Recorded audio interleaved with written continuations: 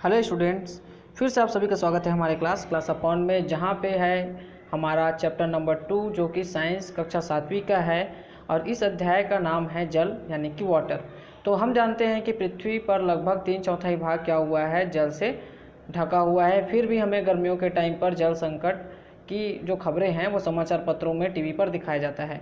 यानी कि 75% जल होने के बावजूद भी हमें जल की समस्या है। तो जाइए जानते हैं कि ये क्यों और किस वजह से जल का संकट जो है आ पड़ता है। तो सबसे पहले जान लेते हैं कि जल पृथ्वी पर कितनी मात्रा में है और जल को क्या कहते हैं, प्राकृतिक संसाधन भी कहा जाता है। तो पृथ्वी पर उपलब्ध कुल जल का लगभग 97% महासागरों में, 2% हिमखंडों के रूप में, ध्रुवीय चोटियों में शेष 1% नदियों, झीलों, तालाबों तथा पृथ्वी की सतह पर पाया जाता है। इस भूमिगत जल का उपयोग ही हम कुआं खोदकर करते हैं। वायुमंडल में जल वाष्प, कोहरा और बादलों के रूप में पाया जाता है। तो यहाँ पे एक चित्र दिखा हुआ है जहाँ पे बताया कि महासागरों में जल जो नीले रूप में है, हिमखंडों में है वो उसका भी अलग दिखाया हुआ है, और अन्य स्रोतों का जल जो पीले रंग का दिखाया गया जिसका ही हम लोग उपयोग करते हैं। तो महासागरों के जल में नमक जैसे कई पदार्थ, लवण आदि मात्रा खुले होते हैं। इनकी उपस्थिति के कारण जल खारा हो जाता है, इसलिए यह पीने, नहाने, कपड़े धोने एवं सिंचाई के लिए अनुपयोगी होता है। हिमखंडों के रूप में उपस्थित जल शुद्ध होता है, किंतु इसका आसानी से उपयोग नहीं किया जा सकता। पृथ्वी पर उपलब्ध जल में मनुष्यों के उपयोग में आने वाली जल की मात्रा बहुत कम है। यह लगभग 10 लीटर जल में 1 मिलीलीटर है, यानी कि कुल जल का 0.01% है, 1% भी नहीं है, के बराबर है। अब आप अनुमान लगा सकते हैं कि हमारे उपयोग के लिए कितनी कम मात्रा में जल उपलब्ध है, इतना महत्वपूर्ण क्यों है। इसलिए हम इसका उपयोग सोच समझ कर करना चाहिए, बेकार में जल को नहीं बहाना चाहिए। तो जीवन निर्वाह के लिए जल का महत्व। तो जल सभी सजीवों का एक अनिवार्य घटक है। हम हमेशा अपने हर दैनिक जीवन में हर कार्य के लिए जल का उपयोग करते हैं। मनुष्य के शरीर को भार की दृष्टि से अगर देखा जाए तो हमारे शरीर में क्या है, 70% जल है। विभिन्न जंतुओं और उत्पादों में उपस्थित जल की मात्रा का प्रतिशत मात्रा दर्शाया गया है। आप इसे अपने कॉपी में नोट कर लीजिएगा। यहाँ पे दिया गया है कि हाथी 80% जल होता है, पेड़ में 60%, ब्रेड में 30%, दूध में 95%, टमाटर में 90%, संतरा में 85% और आलू में 80% जल की मात्रा होती है। फिर उसके बाद है स्वस्थ मनुष्य को पीने के लिए प्रतिदिन लगभग 2 से 3 लीटर जल की आवश्यकता होती है। यह शरीर की विभिन्न क्रियाओं के संचालन के लिए आवश्यक है। जल आमाशय में उपयोग भोजन को पचाने के में तथा पचे हुए भोजन के अवशोषण और शरीर के में उसके संवहन के लिए आवश्यक होता है। हम प्रतिदिन जल का निष्कासन मूत्र, पसीने के रूप में अवशिष्ट पदार्थों को शरीर से बाहर निकालने के लिए करते हैं। पसीने के रूप में जल का निकलना हमारे शरीर के ताप को क्या करता है, नियंत्रित करता है। वो वायुमंडल के अनुरूप हमारे शरीर के तापमान को बना देता है। अतः हमें पर्याप्त मात्रा में जल का सेवन करना चाहिए, जिससे शरीर की समस्त क्रियाएं उचित रूप से संचालित हो सकें। पौधों में भी जल का उतना ही आवश्यक है जितना जंतुओं के लिए। आइए एक क्रियाकलाप के द्वारा हम समझते हैं। तो क्या ले लेते हैं हम, मूंग के बीज, कटोरी, पानी, कपड़ा, मिट्टी। तो यहाँ पे मैं आपको एकदम शॉर्ट में समझा देता हूँ कि हम क्या करेंगे। 1 कटोरी मूंग ले लेंगे, उसको जल में डुबा देंगे और उसके बाद कुछ समय पश्चात उसको क्या करेंगे, बाहर निकालकर कच्चे कपड़े में पोटली बनाकर बांध देंगे। फिर क्या करेंगे, जैसे ही उसमें अंकुरित दिखाई देने लग जाएगा तो फिर उसमें से आधे हिस्से को एक कटोरी में रखेंगे और दूसरे हिस्से को गमले में बो देंगे। तो जो दूसरा हिस्सा है उसमें लगातार पानी डालते हैं और जो कटोरी पे रखा हुआ है वहाँ पे हम कुछ भी नहीं करते हैं। तो फिर धीरे धीरे देखते हैं कि जो मूंग का जो बीज है वो क्या हो जाता है, पौधा मरने लग जाता है, और कटोरी पे रखा जो आधा बीज है वो वैसी का वैसी अंकुरित होकर लगभग खराब हो जाता है। तो इससे पता चलता है कि जो जल होता है वो पौधों के अंकुरण और वृद्धि के लिए बहुत ही आवश्यक होता है। पौधों की जड़ें जल में विलय खनिज लवणों को अवशोषित कर पौधे के विभिन्न भागों तक पहुंचाती है। हरे पौधे सूर्य प्रकाश की उपस्थिति में कार्बन डाइऑक्साइड और जल से क्रिया करके भोजन बनाता है। इस प्रकार हमने देखा कि जल पौधों के लिए कितना महत्वपूर्ण है। नदी, तालाब और समुद्र में रहने वाले पौधे और जंतुओं के लिए भी जल आवास भी है। प्रायः जीव जल में घुली ऑक्सीजन का उपयोग श्वसन के लिए क्रिया में तथा जलीय पौधे कार्बन डाइऑक्साइड का उपयोग प्रकाश संश्लेषण में करते हैं। तो यहाँ पे कुछ पौधे और जंतुओं के नाम आप क्या कर सकते हैं, लिख सकते हैं। ये आपके ऑब्जर्वेशन के लिए यानी कि अवलोकन के लिए है।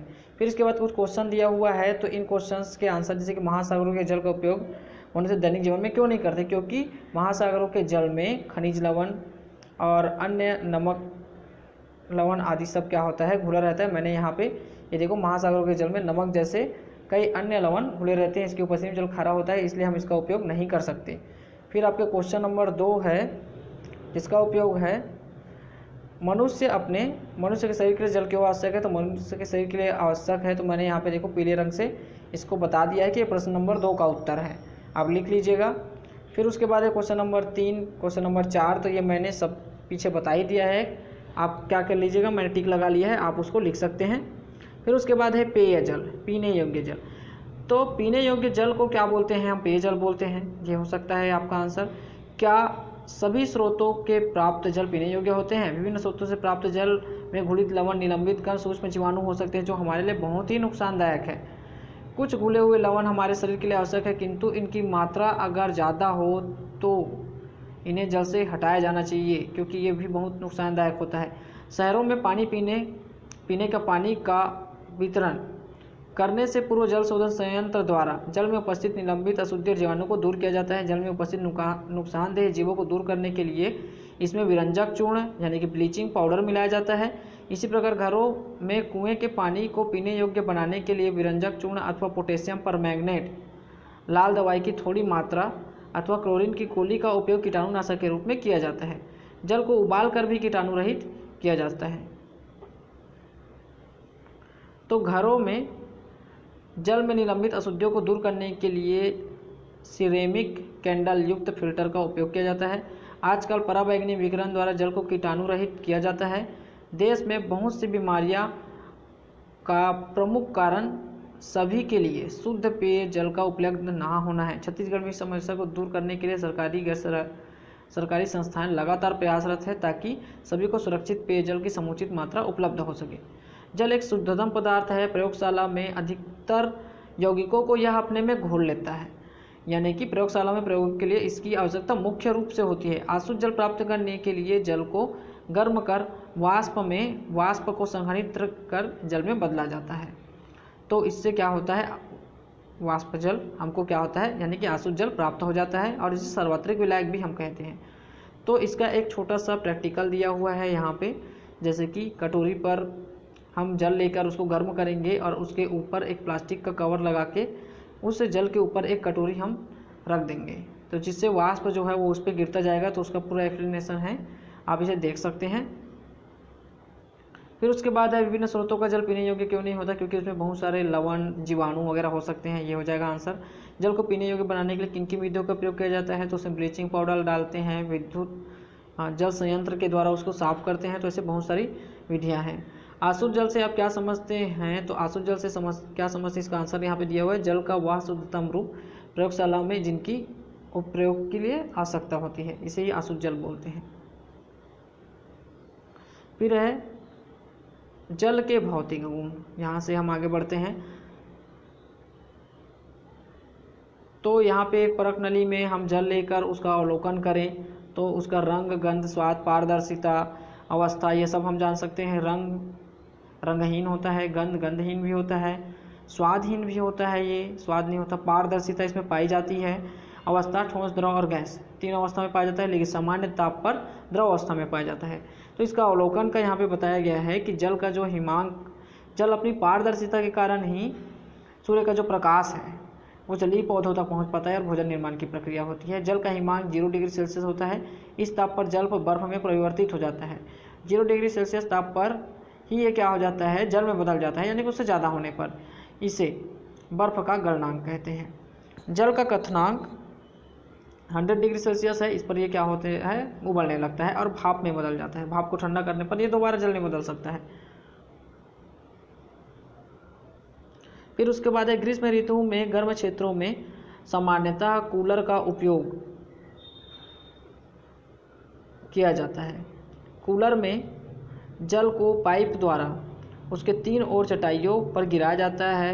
हवा गीली चटाइयों के अंदर आती है और जल वाष्पीकरण कर ठंडी हो जाती है। कूलर में लगा पंखा जब चलता है तो इसी से ठंडी हवा कमरे में बाहर फेंकता है और कमरा ठंडा हो जाता है।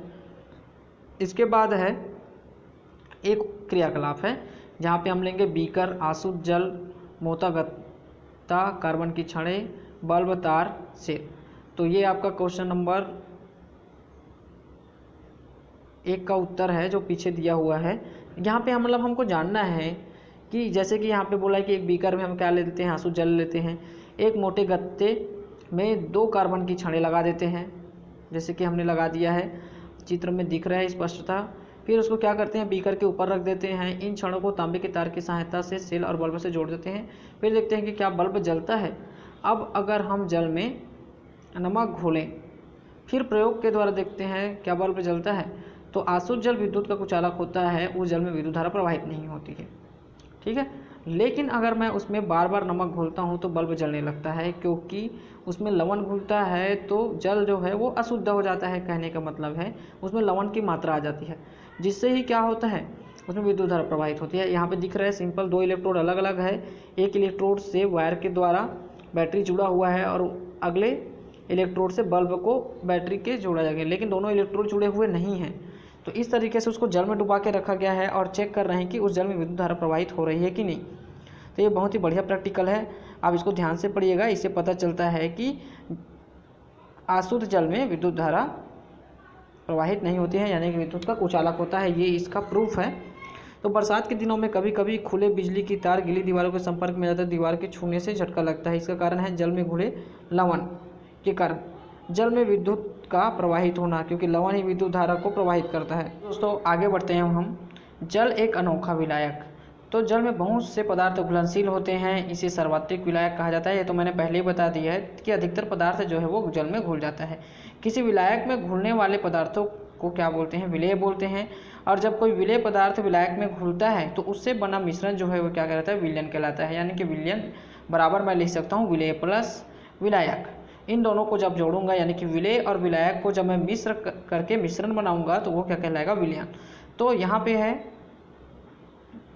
एक एग्जांपल, जैसे कि सपोज मुझे जानना है कि हमारा जो पानी जो वाटर में लिया हुआ हूँ, कोई जल लिया हुआ हूँ, उसमें क्या कोई लवण है या धूल के कण या फिर कुछ है। तो मैं क्या करूँगा, एक कांच की स्लाइड लूँगा, नल का जल ले लूँगा और उसको गर्म करूँगा। तो जो जल गर्म होगा थोड़ी मात्रा में बूंद में लूँगा और फिर जैसे ही वो गर्म होने लगेगा फिर वो वाष्प बन के उड़ जाएगा। फिर कांच की स्लाइड में अगर आपको कुछ कण दिखते हैं तो वो धूल के कण या फिर लवण हो सकते हैं। फिर उसके बाद है बताया गया है कि एक और क्रियाकलाप है, क्रियाकलाप 5। यहाँ पे बहुत सारे क्रियाकलाप है, इसको ध्यान से पढ़िएगा, बहुत ही अच्छा है ये। तो ये है बीकर, नमक, शक्कर, स्टैंड, ट्राइपॉड स्टैंड लेंगे हम, तार की जाली, चम्मच, गर्म करने का साधन लेंगे हम, स्प्रिट लैंप वगैरह। तो एक बीकर में जल को आधा भरकर 1 चम्मच शक्कर डालते हैं, कांच की छड़ से हिलाते हैं। क्या पूरा जो नमक है वो क्या हो गया, घुल गया। तो नमक के घुल जाने पर क्रमशः आधा चम्मच डालते हैं, हिलाते हैं जब तक और अधिक घुलना बंद ना हो जाए। इस प्रकार विलयन को उस ताप पर पदार्थ का क्या बोलते हैं, संतृप्त विलयन बोलते हैं। यानी कि लगातार हम नमक डालकर घोलने लगते हैं, लेकिन एक ऐसा टाइम आएगा जब नमक घुलना बंद हो जाता है, तो वो जो विलयन हमको प्राप्त होता है वो संतृप्त विलयन प्राप्त होता है। अब उसके बाद अगर मैं त्रिपाद स्टैंड पर रखकर उसको गर्म कर दूं तो और अधिक नमक क्या होता है, घुलता है। यानी कि ताप बढ़ने के साथ साथ जल की विलेयता जो है वो क्या होती है, बढ़ती है। यही प्रयोग शक्कर और अन्य पदार्थों के साथ कीजिए और बताइए कि उसका संतृप्त विलयन बनने पर पदार्थ की जो मात्रा है वो कितनी होगी। तो अलग अलग पदार्थ की जो मात्रा है विलयन में अलग अलग होगी। तो भिन्न भिन्न पदार्थों की जल में विलेयता अलग अलग होती है। एक निश्चित ताप पर किसी पदार्थ की 100 ml जल में विलेय अधिकतम मात्रा उस पदार्थ की उस ताप पर क्या कहलाती है, विलेयता कहलाती है। ये पूछा जा सकता है। ये क्वेश्चन नंबर 3 का खा क्वेश्चन है। यहाँ पे एक छोटा और क्वेश्चन दिया रहता है, ये उसका आंसर है। जल में ठोस ही नहीं बल्कि गैसें भी क्या होती है, विलेय रहती है, कार्बन डाइऑक्साइड, ऑक्सीजन, ये सब चीज़। तो कार्बन डाइऑक्साइड जो है वो जल में ऑक्सीजन की अपेक्षा अत्यधिक विलेय है। शीतल पेय पदार्थ बनाने के लिए हम क्या करते हैं, कार्बन डाइऑक्साइड गैस को ही उस शीतल पेय पदार्थ जैसे कि पेप्सी सोडा वगैरह में डालकर विलेय किया जाता है। गैस की जल में विलेयता ताप में वृद्धि के साथ क्या हो जाती है, कम होती जाती है।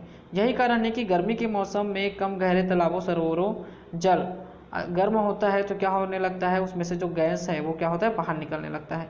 तो समुद्री जल का खारापन, वर्षा का जल आसुत जल होता है इसमें खनिज लवण नहीं पाया जाता, किंतु वायुमंडलीय प्रदूषण के कारण इसमें भी लवण वगैरह प्राप्त हो जाता है। जब यह जल मृदा और चट्टानों से बहकर जाता है तो इसमें कई प्रकार के खनिज लवण घुल जाते हैं। नदियों से बहकर यह जल समुद्र जल तक पहुंच जाता है। इस प्रकार समुद्र के जल में लवणों की मात्रा बढ़ जाती है, समुद्र का पानी खारा हो जाता है। समुद्री जल के 1 लीटर में लगभग 35 ग्राम लवण होते हैं, जिससे अधिक मात्रा में नमक यानी कि सोडियम क्लोराइड NaCl सबसे ज़्यादा होता है। कम मात्रा में अन्य लवण जैसे कि sodium bromide, magnesium chloride, potassium iodide होते हैं। आयोडीन की अल्प मात्रा हमारे शरीर के लिए बहुत ही आवश्यक है। समुद्री जल में प्राप्त नमक पे थोड़ी मात्रा में पोटेशियम आयोडाइड होता है, लेकिन जब इसका शुद्धिकरण करते हैं तो उसको बाहर निकाल दिया जाता है। फिर उसके बाद इसमें निर्धारित मात्रा में आयोडीन डालकर इसे आयोडीनीकृत बनाया जाता है, जो आयोडीन की कमी से होने वाले घेंघा रोग में सुरक्षा प्रदान करता है। फिर यहाँ पे देखो जल को सर्वाधिक विलायक क्यों कहा जाता है, क्योंकि अधिकतर पदार्थों को यह अपने में घोल लेता है। उन लवणों के नाम लिखिए जो समुद्री जल में पाए जाते हैं, मैंने लिख दिया है पीछे।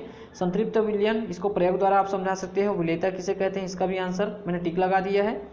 जल के किस गुण के कारण सूर्य का प्रकाश जलीय पौधों तक पहुंचता है, तो इसका आंसर है पारदर्शिता के गुण का कारण, मैंने समझा दिया है पीछे। जल का असंगत व्यवहार, तो सामान्यतः पदार्थ ठोस रूप में तथा उसके द्रव रूप की तुलना में क्या होता है, भारी होता है, परंतु जल का व्यवहार विपरीत होता है।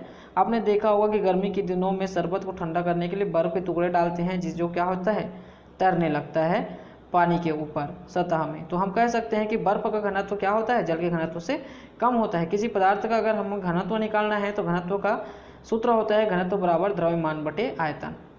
तो जल का घनत्व 4 डिग्री सेल्सियस पर अधिकतम होता है, 1 किलोग्राम प्रति लीटर, जबकि बर्फ का घनत्व 0.9 किलोग्राम प्रति लीटर होता है। इसलिए बर्फ के जल को डुबाने पर लगभग 1/9वां भाग जल की सतह के ऊपर तैरता है और 8/9वां भाग क्या हो जाता है, जल के नीचे होता है। इसी प्रकार ठंडे देशों में भी आपने क्या होगा देखा होगा कि बर्फ किस तरीके से तैरते रहता है, जिससे जलपोतों को भी सावधानी से गुजरना पड़ता है। टाइटैनिक नाम का जलपोत ऐसे ही तैरती हुई बर्फ की चट्टान पे क्या हो गया था, डूबकर टकराकर डूब गया था, जिससे सैकड़ों यात्रियों की मृत्यु हो गई थी। कोई लगभग बहुत कम ही लोग वहाँ पे बचे थे। तो बर्फ का घनत्व जल की तुलना में कम होना जलीय जीवन के लिए वरदान है। अत्यधिक ठंडे मौसम में जब वायुमंडल का ताप 0 डिग्री सेल्सियस से कम हो जाता है, समुद्र एवं झीलों के ऊपर पाए जाने वाला बर्फ के रूप में जमने लगता है। घनत्व कम होने के कारण बर्फ जल के ऊपर तैरती है। बर्फ कुचालक होने के कारण बर्फ के नीचे रहने वाले नीचे की जो ऊष्मा है वो बाहर निकल नहीं पाती, और जिस जल का ताप जो है वो बर्फ जमने होने के बावजूद उसके अंदर का ताप बना रहता है। इसी कारण क्या होता है, जीव जंतु पौधे आसानी से उसमें जीवित रहते हैं बर्फ जमने के बाद भी।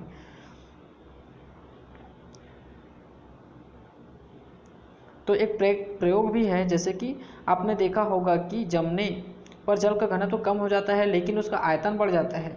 जैसे कि अगर रेफ्रिजरेटर या फ्रीजर में बोतल का पानी अगर मैं पूरा ढक्कन तक भरकर उसे फ्रिज में डाल दूं तो क्या हो जाता है, वो बोतल टूट जाता है।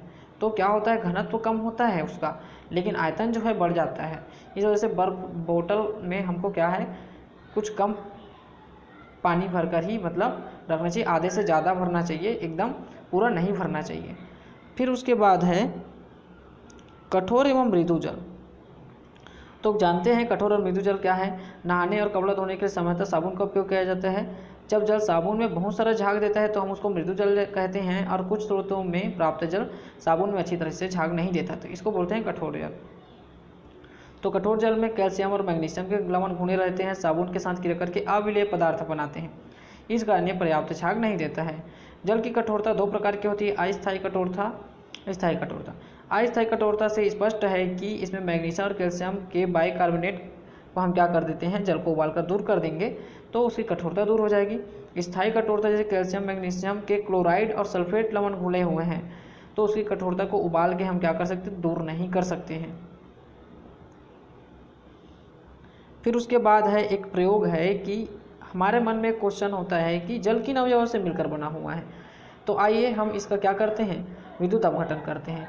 तो कहा जाता है कि जल हाइड्रोजन और ऑक्सीजन से मिलकर बना हुआ है, लेकिन प्रयोग द्वारा हमें पता भी तो चलना चाहिए। तो क्या लेते हैं हम, चौड़े मुंह वाली प्लास्टिक की बोतल लेते हैं जिस पर 2 छिद्र वाला रबर कार का स्टैंड सल्फ्यूरिक अम्ल, पानी, कार्बन की 2 छड़ें, 2 परख नलियाँ ले लेते हैं। प्रयोग को करने के लिए चौड़े मुंह वाले प्लास्टिक की बोतल की तली को काट देते हैं और उसके मुंह पर 2 छिद्रों वाला रबर कॉर्क लगा देते हैं और उसके बाद इन छिद्रों में कार्बन की 2 छड़ें लगा देते हैं।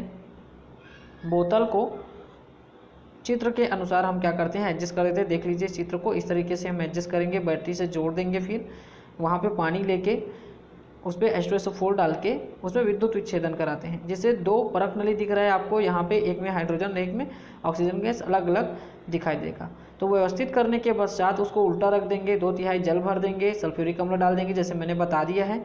जल में सभी कांच की 2 परख नलियों को कार्बन इलेक्ट्रोड इस प्रकार उल्टा रखते हैं और उसमें जल से पूरा भर लेते हैं। ऊपर परख नली को एकत्रित करने लगते हैं। क्या दोनों परख नलियों में गैस समान आयतन में एकत्रित होती है? जैसे ही हम विद्युत विच्छेदन यानी कि बैटरी से जोड़ते हैं तो 2 परख नली पर बुलबुले दिखाई देते हैं। फिर उसको क्या करते हैं, हिसाब से दोनों परख नली को निकाल कर उसमें अंगूठा लगा लेते हैं और उसके बाद पहले परख नली पर अगर मैं जलती हुई माचिस की तीली ले जाऊं तो वो नीली लौ के साथ जलेगा और आवाज़ करेगा, तो जिससे हमें पता चलता है कि उसमें हाइड्रोजन गैस है। जबकि दूसरा परख नली में मैं जलती हुई माचिस की तीली ले जाऊं तो वो और अधिक तेज़ी से जलने लगता है, जिससे प्रूफ होता है कि उसमें क्या है, ऑक्सीजन की गैस है। तो हाइड्रोजन और ऑक्सीजन के संयोग से ही जल बनता है। इसके आयतन में हाइड्रोजन ऑक्सीजन से क्या होता है, दुगुना होता है, यानी कि 2:1 में ये क्या होता है, बनता है। तो जल चक्र, अब जानते हैं जल चक्र यानी कि जल किस प्रकार अपने चक्र को पूर्ण करता है। तो समुद्री झीलों, तालाबों, जल के अन्य स्रोतों का लगातार वाष्पित होता रहता है। पौधे एवं जंतु भी विभिन्न जैविक प्रक्रियाओं के द्वारा जल वाष्प उत्पन्न करते हैं। यह जल वाष्प वायुमंडल में एकत्रित होती रहती है। जल वाष्प हल्की होने के कारण ऊपर की ओर जाती है। वायुमंडल की ऊपरी सतह का ताप कम होने के कारण यह जल वाष्प छोटी छोटी बूंदों के द्वारा संघनित हो जाती है एवं बादल बनाती है। बादलों में जल की बूंदें पास पास आती है तो बड़ी से बड़ी बूंदें बन जाती है और वर्षा के रूप में गिरने लगती है। इस प्रकार जल पुनः जल स्रोतों में पहुंच जाता है और एक तरीके से क्या होता है, जल चक्र बना लेता है। और यहाँ पे जल चक्र को बहुत ही बखूबी समझाया गया है। जैसे कि सूर्य की प्रकाश जब समुद्र पर पड़ती है तो भाप बनकर उठता है वो और बादल का निर्माण करता है। फिर बादल ही वर्षा के रूप में दोबारा नदी पर बारिश की ओर रूप में गिरता है और नदी फिर जाके समुद्र में मिल जाता है। इस तरह से जल चक्र पूरा हो जाता है। तो इस चित्र में बहुत ही अच्छा समझ आ रहा है और ये आपके क्वेश्चन नंबर 3 का आंसर है, मुख्य क्वेश्चन का, जहाँ पे मैंने बता दिया है कि हमारा क्वेश्चन कौन कौन से पृष्ठ में है। आप अपने बुक से भी चेक करके इसको लिख सकते हैं। यहाँ पे छोटे छोटे क्वेश्चन के उत्तर दिए गए हैं, वहाँ पे दिया हुआ है, मैंने टिक लगा दिया है, आप लिख सकते हो। जैसे कि ठंडे प्रदेशों में नदी तालाब में रहने वाले जीव जंतु जल में के जमने के बाद भी जीवित कैसे रहते हैं, क्योंकि बर्फ़ जो है वो ऊष्मा का कुचालक होता है। बर्फ़ जमने के बाद नीचे का जल जो है वो नहीं जमता है और उसमें जो ताप है वो लगातार एक समान बना रहता है, कम नहीं होता है। इस वजह से जीव जंतु जीवित रहते हैं। बर्फ़ जल के ऊपर तैरती है, कारण लिखिए, तो इसका आंसर भी बता दिया कि बर्फ़ का घनत्व जल के घनत्व से कम होता है, इस वजह से वो तैरने लगती है। कठोर और मृदु जल की पहचान कैसे करेंगे, तो साबुन अगर जल में झाग देता है तो वो मृदु जल है, झाग नहीं देता है तो कठोर जल है। प्रयोग द्वारा सिद्ध कीजिए कि जल में 2 गैस से मिलकर बना हुआ है। तो ये प्रयोग मैंने अभी बताया इलेक्ट्रोड वाला।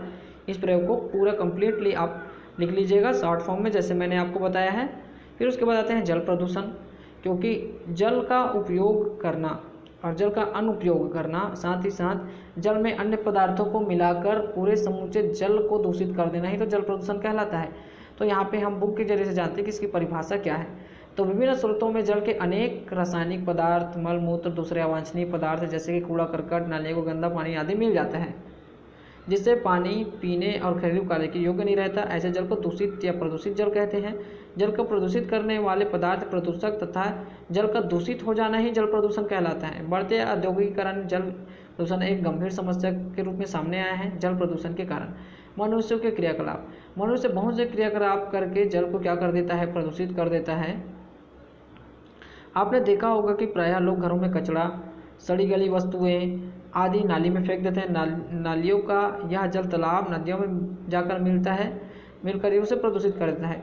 यदि नदी तालाबों में नहाकर धोकर जानवरों, गाड़ियों को साफ कर जल को गंदा कर देते हैं। इसी प्रकार कुछ स्थानों पर शवों को भी जलाकर बहा दिया जाता है। देवी देवताओं की मूर्तियों का जल विसर्जन से उनके निर्माण में उपयोग हो जाने वाले रंगों के कारण, रंजकों के कारण जल क्या हो जाता है, प्रदूषित हो जाता है, क्योंकि बहुत सारे केमिकलों का उपयोग मूर्तियों का पेंटिंग के लिए किया जाता है। तो अस्पतालों में फेंका गया अपशिष्ट पदार्थ ये बहुत ही ज़्यादा खतरनाक होता है, मलमूत्र भी जल को प्रदूषित करता है, इससे बहुत सारे रोग उत्पन्न हो जाते हैं। तो इन अपशिष्टों को ध्यानपूर्वक हमको निपटारा करना चाहिए। खेती से फसलों के नष्ट होने से बचाने के लिए तथा पैदावार को बढ़ाने के लिए कीटनाशी, खरपतवारनाशी दवाइयों, अनेक प्रकार के खादों का उपयोग करते हैं। जो प्रयुक्त घातक पदार्थ क्या हो जाता है, जल और नदी में बहकर क्या होता है, वहाँ पहुंचकर प्रदूषित कर देता है और उसमें रहने वाले जीव जंतुओं, मछलियों को मार देता है। उद्योगों से विभिन्न उद्योग धंधों में मुख्य पदार्थ के निर्माण के साथ साथ कुछ अनुपयोगी पदार्थ भी बनते हैं। अपशिष्ट पदार्थ प्रायः हानिकारक होते हैं। जब कारखानों में इन अपशिष्ट पदार्थों को निकासी की व्यवस्था उचित नहीं होती, तब उसे नदी तालाबों में छोड़ देते हैं।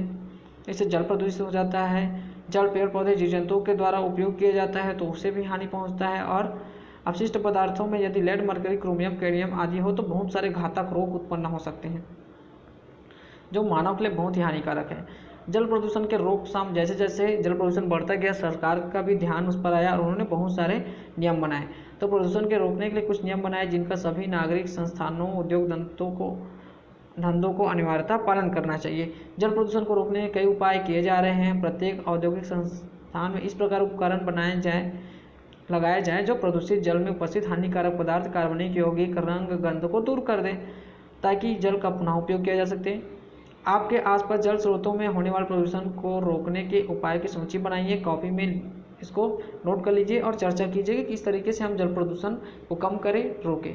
प्रदूषित जल का उपचार, तो इसके लिए क्रियाकलाप है। कांच का एक बड़ा जाल, 4 परख नली, कोनिकल फ्लास्क, घास के तिनके, संतरे के छिलके, अपमार्जक, पानी, स्याही, विडोलक, फिल्टर पात्र, स्टैंड की बालू, महीन बजरी, मध्यम साइज की बजरी। तो क्रियाकलापों में समूहों में विभाजित होकर प्रत्येक चरण के प्रेक्षणों को रिकॉर्ड करें। कांच से एक बड़े जार के 3/4 भाग तक पानी भर दें। कुछ घास के तिनके, संतरे के छिलके जैसे कार्बनिक अपशिष्ट, थोड़ी मात्रा में अपमार्जक, स्याही, किसी रंग की बूंद मिला दें। जार में ढक्कन लगाकर अच्छी तरह से हिलाएं। मिश्रण को 2 दिन तक धूप में रखें। 2 दिन बाद मिश्रण को फिर से हिलाएं। अल्प मात्रा में नमूने के तौर पर परख नली में लें या कोनिकल फ्लास्क में लें और परख नली में उपचार का पहला नमूना चिट लगाकर निम्नांकित करें। मिश्रण की गंध कैसी है। कांच के जार में शेष बचे मिश्रण को यांत्रिक विलोडक या मिक्सर के द्वारा कई बार विलोडित करें। अगले दिन तक एक अन्य परख नली में इस जल को ले लें और नमूना 2 करके निम्नांकित करें। फिल्टर पात्र में एक टुकड़े में को मोड़कर शंक्वाकार बना लें। फिल्टर पात्र में स्वच्छ पानी से गीला करें, फिर शंकु के कीप पर लगा दें। कीप में बालू और ऊपर महीन बजरी, मध्यम साइज की बजरी की परतें बिछाएं। वास्तविक फिल्टर संयंत्र फिल्टर पत्र का उपयोग नहीं करते हैं। बालू और फिल्टर की मोटाई कई मिलीमीटर होती है। बचे हुए वातित जल को फिल्टर करके बीकरों में भर दीजिए। तो द्रव फिल्टर से बाहर मत गिरने दीजिए। यदि फिल्टर किया हुआ द्रव स्वच्छ ना हो तो इसे तब तक फिल्टर करते रहें जब तक आपको स्वच्छ जल नहीं मिल जाता, यानी कि आपने जो स्वच्छ जल लेकर उसमें अपशिष्ट पदार्थ मिलाए हैं उसको क्या करिए, फिल्टर पत्र की सहायता से छानिए। फिल्टरित जल में नमूने तीसरी परख नली में डाल दीजिए और फिल्टरीकृत जल नमूना 3 के रूप में निम्नांकित कीजिए। चौथी परख नली में फिल्टरीकृत जल का एक अन्य नमूना लीजिए और उसमें क्लोरीन की एक गोली डाल दीजिए। इस तरीके से आपको क्या करना है, उसको छानना है। अच्छी तरीके से इसको मिलाइए। जब जल स्वच्छ हो जाए तब परख नली में को क्लोरीनीकृत नमूना 4 में निम्नांकित कीजिए और अवलोकन कीजिए। तो यहाँ पे जो क्लोरीनीकृत का जो नमूना है वही आपको साफ दिखाई देगा। इन परिवर्तनों को आप ध्यान से पढ़ लीजिएगा। फिर उसके बाद है भूजल स्तर या भौम जल स्तर। भौम जल या भौम जल स्तर, यदि हम किसी तालाब के पास गड्ढा खोदे तो वहाँ आर्द्र या नमी मिल जाती है। मिट्टी की यह नमी भूमिगत जल की उपस्थिति के कारण होती है। यदि गहराई तक खोदे तो हम पाएंगे मिट्टी के अणुओं के बीच सारे अवकाश में जल भरे होते हैं। इस परत को ऊपरी सीमा भौजल स्तर कहलाती है। भौम जल स्तर के नीचे पाए जाने वाला जल भौम जल कहलाता है। सोचिए भौम जल स्रोत क्या है, वर्षा जल या अन्य स्रोत जैसे कि नदी, तालाबों में जल मिट्टी में से रिसकर नीचे की गहराई और रिक्त स्थानों में भर जाता है। तो भौम जल स्तर का अवक्षय। आपने देखा होगा कि भौम जल को बड़ी मात्रा में पेयजल, निर्माण कार्य, कृषि कार्य, भूमि में बोर पंप लगाकर लगातार निकाला जा रहा है। प्रायः इस जल की पूर्ति वर्षा के जल के रिसाव अन्य प्रक्रियाओं द्वारा हो जाती है, किंतु भौजल पूर्णतः पूर्ति पर्याप्त रूप से ना होकर स्तर जो है वो क्या हो जाता है, नीचे गिरते जाते हैं। ऐसा अनेक कारणों से, जैसे कि जनसंख्या वृद्धि, औद्योगिक कृषि गतिविधियाँ अधिक हो गई है, जिससे मोटर पंपों का उपयोग ज़्यादा होने लगा है, तो भूजल से ही जल निकालकर उसकी पूर्ति की जा रही है। अन्य कारक अल्प वर्षा भी है, जंगलों का कटना, शहरीकरण, वर्षा जल भूमि रिसाव हेतु पर्याप्त भूमि की उपलब्धता, वर्षा जल का बह जाना आदि भी भूजल अवक्षय के प्रमुख उदाहरण हैं। जल प्रबंधन। जल हमारे लिए कितना महत्वपूर्ण है, इसका अनुमान हमें तब पता होता है जब हमें यह पर्याप्त मात्रा में उपलब्ध नहीं होता है। जल की प्रत्येक बूंद हमारे लिए कीमती है। मानव गतिविधियों में जल का स्तर लगातार घट रहा है, इसे बचाने के प्रयास किए जाना चाहिए। हमारे देश में जल संरक्षण की परंपरा प्राचीन काल से ही है। प्रत्येक शहर तथा गांव तालाबों में पाया जाना इसका क्या है, प्रमाण है। यानी कि हर गांव में जो तालाब पाया जाता है वर्षा जल को एकत्रित करता है, जिसका उपयोग हम साल भर करते हैं। किंतु औद्योगिक विकास एवं लगातार बढ़ते शहरीकरण के कारण इन तालाबों की संख्या भी कम हो रही है, जो भविष्य में जल संकट का कारण बन सकती है। जल संरक्षण हेतु आप भी सहयोग कर सकते हैं। नीचे दिए गए क्रियाकलापों से निश्चित कीजिए कि आप किस तरीके से जल संरक्षण को कर सकते हो। फिर है वर्षा जल संग्रहण। तो हाँ, किसान यहाँ पे एक छोटा सा दिया हुआ है कि जल एक अमूल्य संपदा है, सोच समझकर हमें इसका उपयोग करना चाहिए। जल संरक्षण के कुछ अन्य उपाय भी हैं जिनकी चर्चा आप कर सकते हैं। आजकल शहरों में जल संरक्षण के लिए विशेष उपाय किए जा रहे हैं। किसान भी अपनी खेतों में सिंचाई का नवीन तरीकों का उपयोग कर पानी की बर्बादी को रोक सकते हैं। ये तकनीक जैसे स्प्रिंकलर, फव्वारा सिंचाई बोलते हैं जिसको, ड्रिप या टपक सिंचाई, तो फव्वारे के द्वारा पौधों की सिंचाई की जाती है, जिससे कम मात्रा में पौधों तक पर्याप्त पानी पहुंच जाता है। और जैसे टपक सिंचाई में क्या होता है कि एक लंबी पाइप बिछाकर उसमें छेद कर देते हैं और बूंद बूंद पानी पौधों की जड़ों पर डायरेक्ट गिराते हैं, जिससे बहुत ही कम मात्रा में पौधों की सिंचाई हो जाती है। फिर है वर्षा जल संग्रहण। तो ये मैं कक्षा 6 के वीडियो में इसको बारे में एक्सप्लेन किया है। अगर आपने वीडियो नहीं देखा है तो लिंक डिस्क्रिप्शन पर देख सकते हो। तो वर्षा के जल को एकत्रित कर उसका आवश्यकता अनुसार उपयोग किया जाना वर्षा जल संग्रहण कहलाता है। संग्रहण है तो मकान की छतों पर गिरने वाले वर्षा के जल को पाइप द्वारा भूमि में खोदे गए गड्ढों में पहुंचाया जाता है। यह पर्याप्त और उचित आकार का होता है। इसकी दीवारें कंक्रीट की बनी होती है। गड्ढे का तल कच्चा होता है, जिस पर क्रमशः गिट्टी रेत परत बिछाई जाती है। यह परतें जल के लिए छन्ना का कार्य करती है। यहाँ पर जल छन कर रिस कर भूमि में पहुँचता है। इस प्रकार भूमिगत जल स्तर में वृद्धि होती है। इस जल को हैंडपंप नलकूप द्वारा निकालकर उपयोग में लाया जाता है। गाँवों में इस दिशा में ग्राम पंचायतों का भी महत्वपूर्ण योगदान रहा है। उन्हें वर्षा के आगमन के पूर्व तालाबों के निचली सतहों की खुदाई करवा लेना चाहिए, ताकि वर्षा के पर्याप्त जल बाहर जाने के बजाय तल के उपस्थित छिद्रों के माध्यम से भूजल स्तर में आसानी से पहुंच सके। वर्षा के पूर्व छोटे तालाबों का निर्माण कार्य कर वर्षा के संग्रहण को बढ़ाया जा सकता है, किया जा सकता है।